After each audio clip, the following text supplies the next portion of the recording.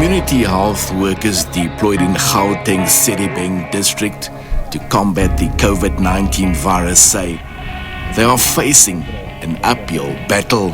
In this community, they are viewed with suspicion, fear and mistrust, which makes it impossible to do their work. Ever since there's been this COVID, we've had challenges because people are no longer allowing us to go in their homes because they say we are coming here to infect them with the coronavirus. Fears about the new respiratory disease could have far-reaching consequences. Communities are not opening up. It appears that the virus has been highly stigmatized. Government says because of the stigma, it's unknown how far the disease has spread in vulnerable communities, which could be deadly as more people get sick. In terms of the fight against the pandemic, it's so important that we deal with the issue of stigma. Uncertainty about the coronavirus has been fueled by rumors and misinformation. Our community has always been uncertain about the condition because of wrong messages that are being set up.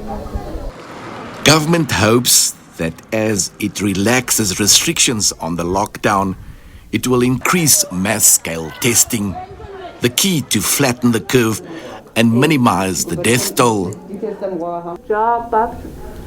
As we shadow some of the people on the front line in Sedibeng, we find out that the stigma is just one of the challenges that could derail the government's efforts to fight the pandemic.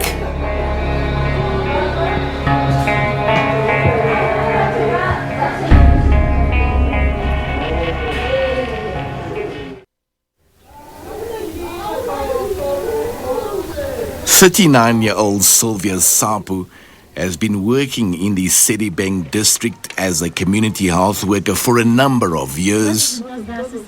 With the outbreak of the coronavirus, she's been deployed to screen people at their homes for the virus. She says, as a frontline worker, she fears for her safety. I am very anxious to such an extent that I had to take my kids and take them to my mother because I don't feel that for them staying with me, it's safe. So it's best if I'm alone at home. Then when I come from work, I have to take my clothes off and then wash myself because I can't do anything. So with kids around, when I come from work, they're gonna want to hug me, and I feel in fear for them that if I am infected, it means I'm also going to infect them. Community health workers are the first line of contact in vulnerable communities. We joined them on a door-to-door campaign when the president announced an extension of the lockdown. So re tsamaya re screena papa for COVID-19. I ke tsebe hore ha ebe o utlwile ka lefu lena la corona. O hantle hore ka bua le rona papa, ha re o poste. Ha o hantle hore ka bua le rona. Ke kgetho ya hao hore o ka kgetha ho bua le rona kapo ha o batla ho bua le rona. Anyway, ra leboha papa. Okay, thank you. The young man appears suspicious of the health workers that arrived unannounced on his doorstep. We walk further into the community.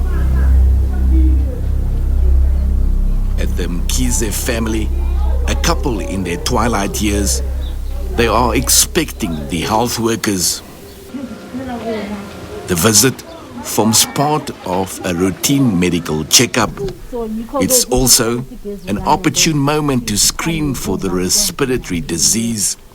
But apart from a few visits like this one, Sylvia says she and her colleagues are being denied access to other households. People are no longer allowing us to go in their homes because they say we are coming here to infect them with the coronavirus. Especially when they see us as a community health worker wearing uniforms, like wearing masks, they just think we are coming with, they have this misinterception that we are coming with the virus to spread the virus and leave them being sick. Even when we screen, they don't understand that we are screening for their own safety. Being denied access means that the government will not be able to control the contagion in this community. This could have devastating consequences as more people get infected. Part of the screening and testing process is to establish the prevalence of the disease, and until we have the majority of the people being screened and tested, we can then give you a sense of how much percentage of the prevalence of the disease. The health department says it's been cautious of what information it discloses so it doesn't create further panic. But recently, it's published a breakdown of infection per district and suburb. In general, what we say about stigma is that we have to give people facts, we have to give them accurate information, we have to be transparent. And there's that one point that people continuously raise now, that when we report the incidences of people who are infected, we must now be specific in terms of a suburb. And I know after the suburb, it will be saying, no, it's not enough, we need a street. And after the street, they'll be saying, no, but you must now tell us which houses, And that's what information that we say as the department, that this is the information that as public health experts, public health officials, we are going to use. But for the public and to protect those who are COVID positive, we must not able to divulge that.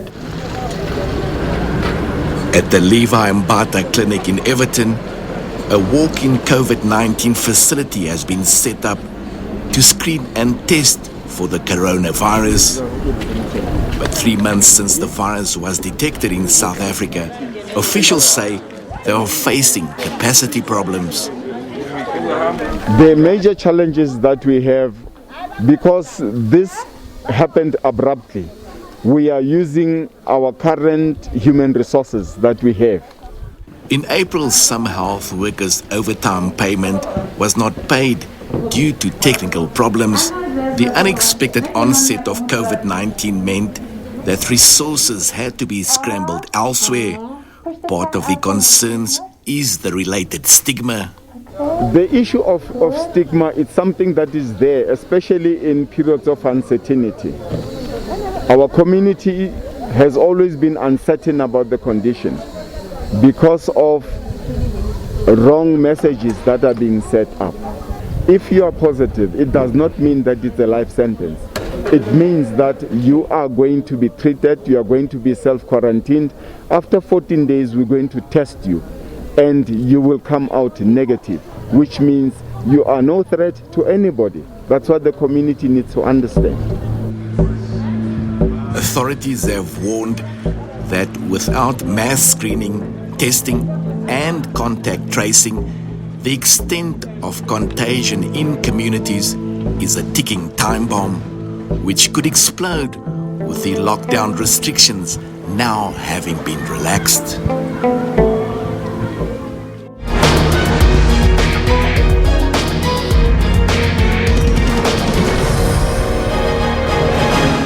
From grade 1 up until grade 4, I was bullied about my dark skin complexion. That made me to hate myself.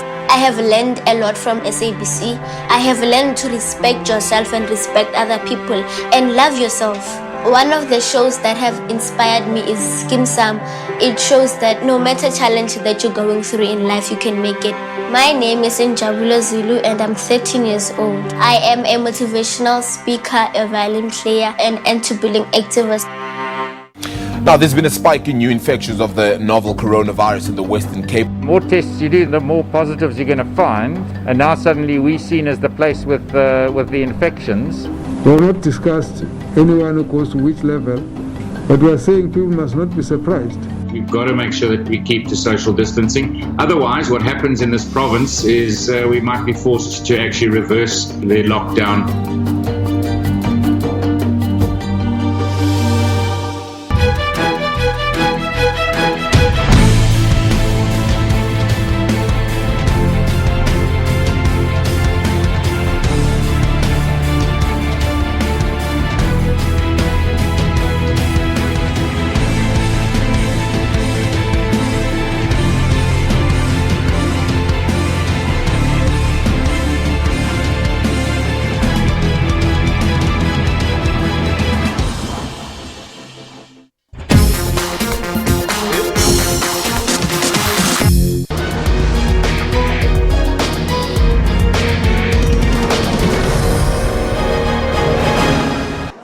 Corinne Singh and Shannon Finn were dispatched to the Sedibeng district to help fight the coronavirus. Corinne has been working as a health worker for a while now, but for freshly graduated 22-year-old Shannon, it's a first big assignment. This is definitely going to go down in history. It almost feels surreal. It's going to impact us for many, many, many years to come. It doesn't discriminate. It doesn't only affect your people with low socioeconomic status, but it also affects your more affluent people. It doesn't discriminate with regards to races. It affects every single person. It can affect every single person. We are literally all in this together. The two young women say they are concerned about the shortages of PPEs, the protective gear which they have to wear for 12 hours to shield them from the virus.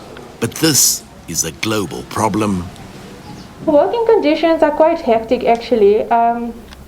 Being in the suit is actually not very comfortable. It's actually very hot in here. You also have difficulty breathing behind this mask. It's very airtight.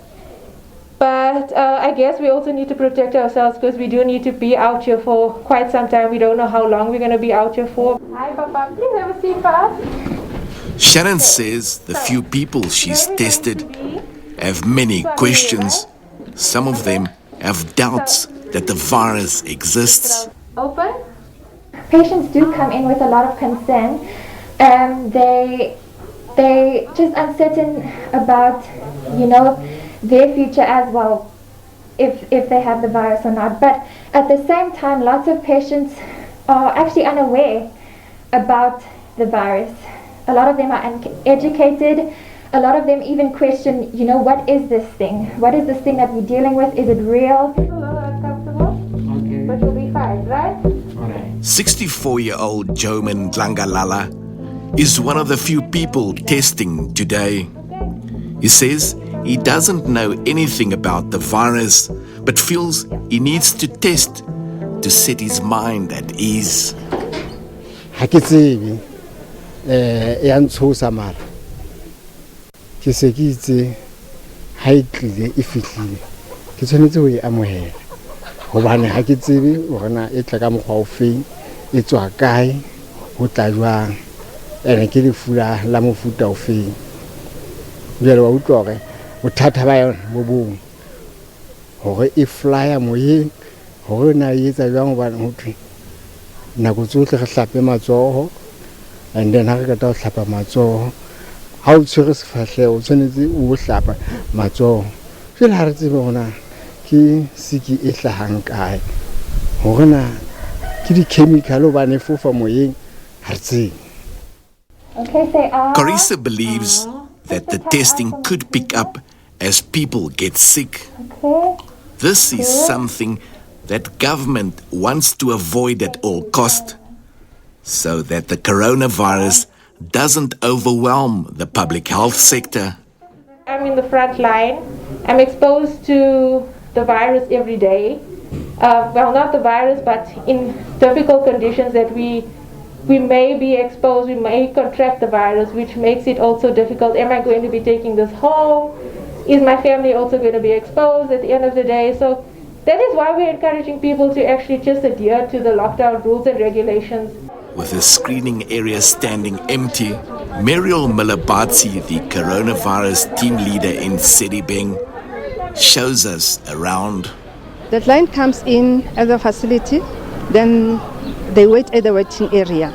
From the waiting area there are health promoters that teaches all our clients about COVID-19. From there they wait for screening. At the screening site, they are being asked whether the client has been traveled, any signs of COVID-19 or any contact. If there is any sign of those, then the patient will go for swabbing. Meanwhile, the government says it's ready. It's had time to prepare since March this year, but it's not clear how the virus will evolve in the coming months. It's not something that has been stagnant all along. We've already completely decanted a 240-bedded hospital in Tshwane to be a dedicated COVID-19 hospital.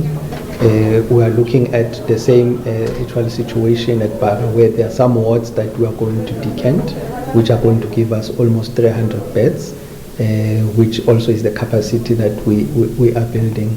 But we are also planning to put up external or extra capacity, and we don't want to use temporary structures, because we are also thinking beyond the pandemic. We want to put up structures that we can be able to utilize post the pandemic.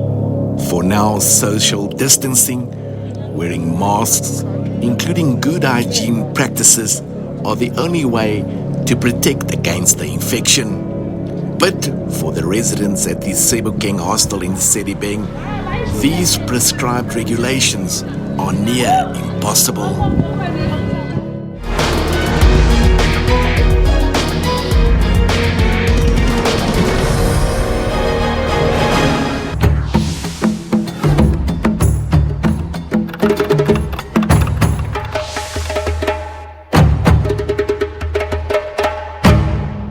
Uninformed oversight. The smell that is in your bush is terrible. Every morning we wash the shop. More grilling. Do you test their temperature? We try our best. On the other side, a shop operating illegally. Who said you must open? Operating with fraudulent documents. With no time wasted, the shop shut down. I've received anguished calls from several healthcare workers, not only about the death of their co-worker, but about the conditions they're forced to work under at the Khayelitsha District Hospital. They talk about us as heroes, frontline workers. We are not being treated as heroes from the inside. We are being treated as nothing. The hospital is still operating as business as usual. They didn't call any companies to come and disinfect the place. You don't have to close the whole hospital for the decontamination.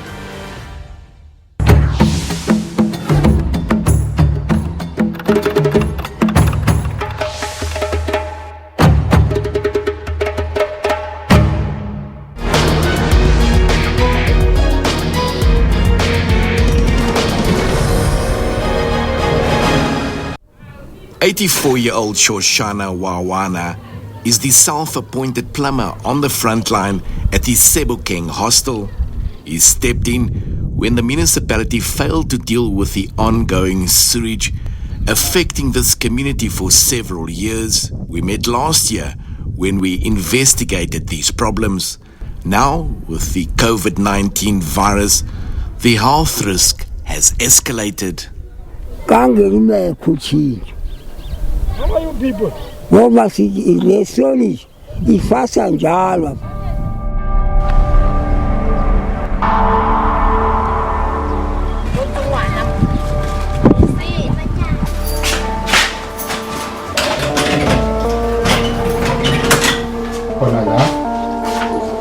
Zamila's attempts to get fresh air into his room is met with the foul smell of human excrement. Outside his window is a sea of raw sewage as far as the eye can see.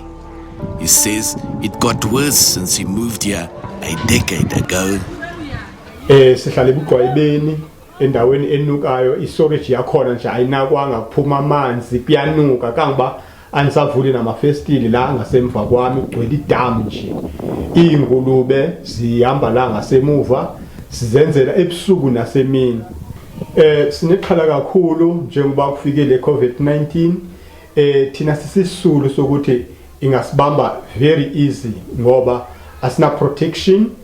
Siyezwa nje ema-radioweni, siyabona ema-TVini, ezinye indawo bayasisiza lapho. Thina sikaboni la from 26 iqala la i-COVID-19 bekhuluma ngayo ukuze kube namanje asikaboni nurse, asikaboni doctor, asikaboni nje abezempilo. Pie, homemade pie.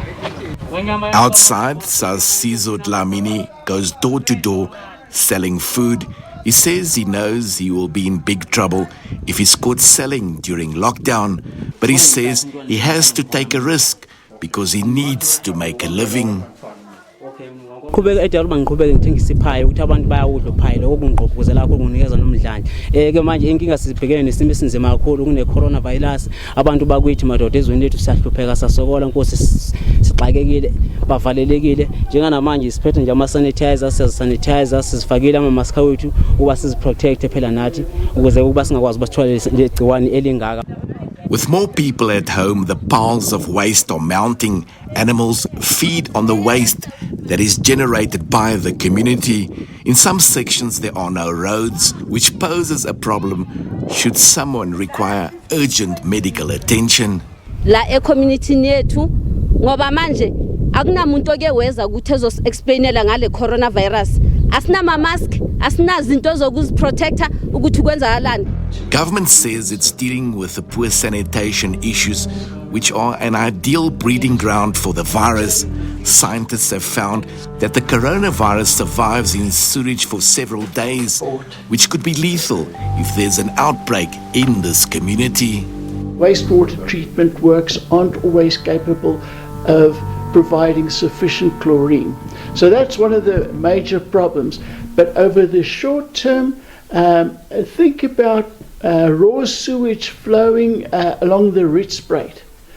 And there are some feces in the water, and the COVID can, in feces, potentially survive between 2 minutes and 9 days, depending on what the circumstances are. Back in Everton, 78-year-old Gogo Tami Mkize wonders if there will ever be a cure for the virus that has already killed so many people and infected others. Ngithi phela abantu mabezo kuthiwa hey kukhona oseyidlulile emhlabeni ohambile wonke umuntu uyethuka acabanga ukuthi hawu kanti lento le njani engathi ayilapheki. Awu ngani sithuswa ilento umuntu mase sekhavariwe lapha sevaliwe hawu ama visitor ke azombona kanjani.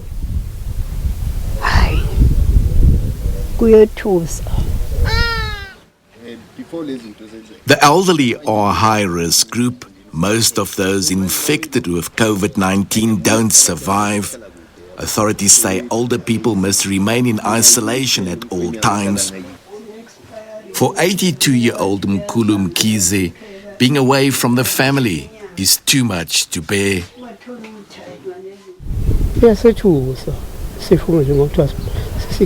Sisitronga kakhulu kubantu abadala lesifo lesi. Ube isifo esijwayelekile sikhule sazi. Besingeke sethuke kangaka.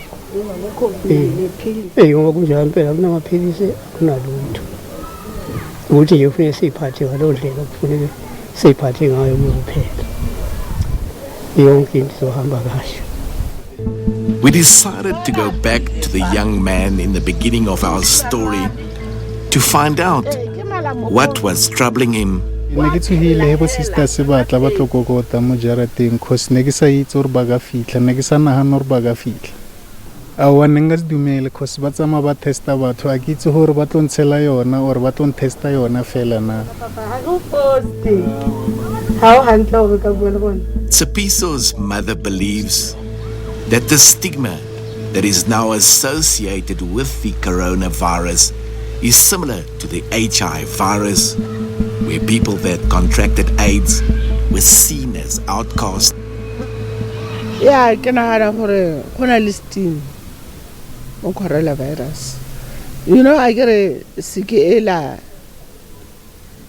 at Calabarke 18, not to batting, Rosato Mela, Rabanyonia, Ratab, but whenever no Arsavat Raba support, Redula Lebona, Reja Lebona. But whenever no coronavirus, Haratamel, Harana Kamatoho, Aratrela, Hakana, you must wash your hands, so we are cooking, Taco Strate, Tapamato, o tshwara le mati o tlhapa matsogo o se banong tse ding tse di sikine di se jwalo. This one is worse. Government says very little is known about the new coronavirus, and until a vaccine is found, we are all at risk of contracting the disease. In for a long haul, it's a marathon, it's not a sprint. Other people have been planning for 2 months, 3 months. I think it's going to go on for a longer period, even how we have seen all the outbreaks before, the phases that they go into. The last part phase is that post the peak of the infections, we are going to have lower infections as they go, and then after that, we are going to get a post-outbreak period, which now people will get seasonal or occasional infections there and there. And I'm hoping that because we are almost 12 months away from any vaccine, it means that we just have to make sure that the demand meets the capacity that we have. With restrictions on the lockdown eased in phases and some people go back to work, police and soldiers will remain in force to ensure that citizens comply with the regulations. Government is facing its biggest balancing act, influencing people's attitudes and behavior to be more responsive in ensuring that they don't contract the virus and die from the disease.